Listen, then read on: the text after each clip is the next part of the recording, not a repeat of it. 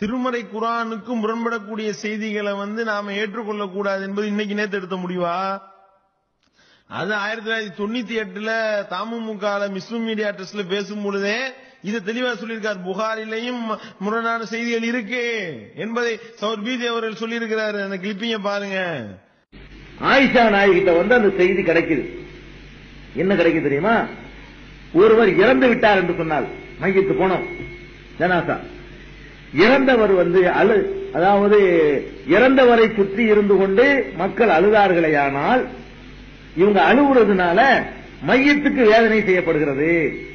ஒரு ஹதீஸ் இருக்கு, புகாரில இருக்குது, முஸ்லிம்ல இருக்குது, எல்லா ஹதீஸும் உள்ள இருக்குது. எப்படி இருக்குது? இன்னல் மையித லயுஅஸபு பிபுகாய் அஹ்லிஹி, குடும்பத்தார் அழுகின்ற காரணத்தினால் மையத்துக்கு வேதனை செய்யப்படுகிறது அப்படின்னு ஒரு செய்திங்க. இந்த செய்திய ஆயிஷா நாயகிட்ட சில பேர் சொல்றாங்க. ரசூல் ஸல்லல்லாஹு அலைஹி வஸல்லம் அப்படி சொல்லி இருக்கிறாங்க அழுகுறதுனால. ஆயிஷா நாயகிக்கு பெரிய ஆச்சரியம், ரசூலுல்லாஹ் அப்படி சொல்ல மாட்டாங்களே, இது அடிப்படையே மாத்தி சொல்றீங்க. நான் அழுகுறதுனால அந்த பணத்துக்கு வேதனை செய்யப்படுதுன்னா இது அல்லாஹ்வுடைய ஜட்ஜ்மெண்ட்ல அப்படி இருக்காது. ஆயிஷா நாயகி கேட்கறாங்க, அதாவது நான் அழுதா எனக்கு தண்டனை ஓகே, மையத்தை சுத்தி உட்கார்ந்துகிட்டு மற்றவங்க அழுதா மையத்துக்கு வேதனை செய்யப்படுது என்பது இந்த கோட்பாடு எப்படி அறிவுக்கு பொருத்தமா இருக்குது? அறிவுக்கும் பொருந்தல. ஆயிஷா நாயகி சொல்றாங்க தெரியுமா? ரசூலுல்லாஹ் சொன்னதா சொல்றாங்க உங்கள்ட்ட, அதுக்கு தனியா வச்சிருங்க. ஹஸ்புக்குமுல் குர்ஆன், குர்ஆன் போதும். குர்ஆன்ல என்ன இருக்குது? லா தஸிரு வாஹிதத்துன் விஸ்ர உக்ரா, ஒருத்தர் சுமையை ஒருத்தர் சுமக்க மாட்டார்னு இருக்குது. ஆயிஷா நாயகி குர்ஆன் ஆயத்தை வாசி காட்டுறாங்க. ஒருத்தர் சுமையை ஒருத்தர் சுமக்க மாட்டார்னு குர்ஆன் தெளிவா சொல்லுது. அப்ப இவன் அழுவ சுமையை மையத்து சுமக்குமா? நான் அழுகுறதுக்கு அந்த மையத்துக்கு என்ன சம்பந்தம் இருக்குது? நான் அழுகுறதுனால அந்த மையத்தை அழுகுற ஒப்பாரி வச்சவர்கள் வச்சுக்கிறோமே, ஒப்பாரியே வச்சா கூட ஒப்பாரி மையத்தா வச்சுச்சு. நீங்க போய் மையத்துக்கிட்ட உட்கார்ந்து ஒப்பாரி வச்சா மையத்தை தண்டிக்கிறதுங்கிறது இருக்குது. இது என்ன நியாயம்? நம்ம பிடிக்காத ஆள் பண்ணாலும் அழுதாலும் அவனை தண்டனைக்கு ஆக்கிடலாமே. எவனா பிடிக்காத செத்து போயிட்டான்னா அவன் வீட்டுல உட்கார்ந்து இன்னும் கொஞ்சம் அதாவது படுறான்னு சொல்லி அழுதுலாமே. இப்ப நம்ம அழுது அவனுக்கு தண்டனை வாங்கி கொடுக்கறதுங்கிறது இது எவனும் செய்ய மாட்டான். அல்லாஹ் செய்வானா? நான் செய்ய மாட்டேன், நீங்க செய்ய மாட்டீங்க. அல்லாஹ் இப்படி செய்வானா?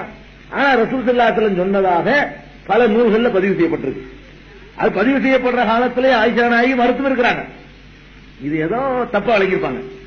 மனிதர்கள் கேட்டு சொல்றதானே நேரடியா மோதுது. இஸ்லாமிய கோட்பாடு, அடிப்படை, நம்பிக்கை எல்லாத்தோடையும் நேரடியா மோதுது. சஹீஹ்னு சொல்லி ஆட்கள் சரியா இருக்கனால சஹீஹ்ங்கிறோம். சொல்லக்கூடிய ஆட்கள் கரெக்டா இருக்கிறாங்க அதனால சஹீஹ்ங்கிறோம். சொல்லக்கூடிய ஆள் சரியா இருந்தா மட்டும் பத்தாது. ஃபர்ஸ்ட் அளவுகோல் அல்லாஹ்வுடைய வேதத்தை தான் வைக்கணும். ஃபர்ஸ்ட் அளவுகோல் அல்லாஹ்வுடைய வேதத்தை தான் வைக்கணும். ஃபர்ஸ்ட் அளவுகோல் அல்லாஹ்வுடைய வேதத்தை தான் வைக்கணும். இப்படித்தான் ஆயிஷா நாயகி அன்னைக்கு என்ன செய்றாங்க? ஏன் குர்ஆன்ல சொல்றான், அல்லாஹ் சொல்றான் ஒருத்தர் சுமையை ஒருத்தர் சுமக்க மாட்டாருன்னு, நீ என்ன அதுக்கு மாத்தமா சொல்றீங்க? அப்படிங்கிற மாதிரி என்ன செய்யுது? அது வருது. இது அந்த செய்திக்கு தனியா வச்சிடறாங்க, நம்ப மாட்டேன்றாங்க. அந்த செய்தியை தூக்கி தனியா வச்சிடறாங்க. அதே மாதிரி இன்னொரு சம்பவத்தை கூட நம்ம சொல்லலாம். பத்ரு போர் நடக்குது. பத்ரு போருடைய வரலாறு பின்னாடி சொல்லுவோம், அதனால ஷார்ட்டா சொல்றேன். அதுல எல்லாரும் கொல்லப்பட்டுறாங்க. அபுஜெயிலே அந்த குரூப் எல்லாம் கொல்லப்பட்டவங்க எல்லாம் தூக்கி அந்த பாலடைஞ்ச கிணத்துல தூக்கி போடுறாங்க. அலிபு பத்ருங்கிற இடத்துல கொண்டு போடுறாங்க. பாலடைஞ்ச கிணத்துல தூக்கி போட்டுட்டு அவங்கள நோக்கி ரசூல் ஸல்லல்லாஹு அலைஹி வஸல்லம் பேசுறாங்க. எப்படி பேசுறாங்க? இந்த மாதிரி இன்னா வஜத்னா மாவாத ரப்புனா ஹக்கா, எங்கள் இறைவன் எங்களுக்கு வாக்களித்ததை நாங்கள் பெற்றுக்கொண்டோம். ஃபஹல் வஜத்தும் மாவாத ரப்புக்கும் ஹக்கா, உங்கள் இறைவன் உங்களுக்கு வாக்களித்ததை நீங்கள் பெற்றுக் கொண்டீர்களா கேட்கிறாங்க. கேட்ட உடனே பக்கத்தில் இருந்த உமர்கள் எல்லாரும் கேட்கிறாங்க, அத்து கல்லிமு அஜிசாதன்ல அர்வாஹலகா, அல்லாஹ்வுடைய தூதரே உயிர் இல்லாத உடம்போடவா பேசிக்கிட்டு இருக்கிறீங்க? யார்கிட்ட போய் பேசுறீங்க? அவங்கள்ட்ட போய் பேசிட்டு இருக்கிறீங்க? உயிரற்ற உடல்ல போய் பேசுறீங்களே அப்படின்ன உடனே ரசூல் ஸல்லல்லாஹு அலைஹி வஸல்லம் பதில் சொல்றாங்க, இன்னஹும் லா யஸ்மஊனல் ஆன், இப்ப அவங்களுக்கு கேக்குது, இப்ப நான் சொல்வதை கேட்கிறார்கள் அப்படின்னு ரசூலுல்லாஹ் சொன்னாங்கன்னு ஒரு ஹதீஸ் புகாரியில எல்லா கிதாபுகள்லயும் இருக்குது. இதே செய்தி ஆயிஷா நாயகிட்ட திரும்பவும் வருது. இந்த மாதிரி ரசூலுல்லாஹ் சொல்லியிருக்கிறாங்கன்னு சொல்லியிருக்க மாட்டாங்க. கொஞ்சம் கூட புரிஞ்சிருப்பாங்க. ரசூலுல்லாஹ் சொல்லியிருக்க மாட்டாங்க. ஏன்னா அல்லாஹ் தெளிவா சொல்றான், இன்னக லா துஸ்மிஉல் மௌத்தா, இறந்தவர்களை உம்மால் செவியேற்க முடியாது, செவியேற்க செய்ய முடியாது. ரசூலுல்லாஹ் கூப்பிட்டு அல்லாஹ் சொல்றான், இன்னக லா துஸ்மிஉல் மௌத்தா, இறந்து போனவர்களை செவியேற்க செய்ய உம்மால் முடியாதுன்னு அல்லாஹ் சொல்றான். நீ முடியும்ங்கிற. அப்ப அல்லாஹ்வுடைய வேதத்துக்கு மாத்தமா அல்லாஹ்வுடைய ரசூல் பேசுவாங்களா? இது அப்படி சொல்லிருக்க மாட்டாங்க. நான் சொல்லுவது உங்களுக்கு புரிந்து கொள்வார்கள், கேட்பாங்கன்னு சொல்லாம நம்ம தப்பான வழியில இருந்தோம் என்பதை இப்ப புரிஞ்சிருப்பாங்க. அங்க எல்லாம் தெரியுமில்ல, செத்து போய் கணத்துல போட்ட உடனே அவனுக்கு கிடைக்கக்கூடிய நரகம், போக்குவரத்து, தண்டனை என்னென்ன மாதிரிலாம் இருக்குங்கிறதெல்லாம் எல்லாம் எடுத்து காட்டியிருப்பான். அதை நீ புரிஞ்சுக்கிட்டாங்க அவங்க அப்படின்னு சொன்னால் அது ஓகே. அப்படித்தான் சொல்லி இருப்பார்கள். அப்படி சொல்றாங்கல்ல, யஅலமுன்னு சொல்லியிருப்பாங்க, புரிந்து கொண்டிருப்பார்கள். இப்ப நம்ம சொன்னது சரியா, அவங்க நடந்துகிட்ட சரியா என்பதை இப்ப புரிஞ்சிருப்பாங்க. அப்படித்தான் ரசூல் ஸல்லல்லாஹு அலைஹி வஸல்லம் சொல்லியிருப்பாங்களே தவிர கேட்கிறாங்க, நான் பேசுறது கேட்கிறாங்கன்னு சொல்லியிருக்க மாட்டாங்கிறாங்க. எதுக்கு இதை நான் சொல்ல வர்றேன்னா, தெளிவா இருக்கிறோடு நேர மோதிர மாதிரி வருதுன்னா மனிதர்கள் கேட்டு அறிவிக்கிறது தான். அதனால அப்படி வேகமாக புகாரியோ முஸ்லிமோ எடுக்க வேண்டியதில்லை. அதுல ஒரு 2, 3, ஒரு 10, ஒரு 15, ஒரு 20, ஒரு 100 கூட இருக்கலாம்.